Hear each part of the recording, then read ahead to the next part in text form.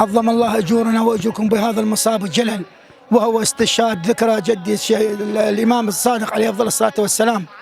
احنا موكب الكوفة العلوية المقدسة، موكب زيد الشهيد عليه السلام. وهذه الموكبة تأسس الموكب سنة 1972، والمؤسس مالته والدي سيد فهم الخياط. من ذاك اليوم من هذا اليوم نختم، نسأل الله القبول أن يوفقنا لخدمة أبا عبد الله كلل أو ملل؟ دون ألل دون كلل. وإحنا منا راح نتوجه لأرض كربلاء لزيارة الأربعينية. عندنا بعد إحياء استشهاد جدي زيد الشهيد، عندنا إحياء وفاة الإمام الحسن، ونطلع للأربعينية. جاي لاحظ اليوم الشباب اللي تواجدت داخل الموكب، موكب الكوفة العلوية المقدسة، ما شاء الله تاركين كل المغريات وجايين لخدمة زيد الشهيد وخدمة أبي عبد الله الحسين إن شاء الله، ونسأل الله القبول. وفي الختام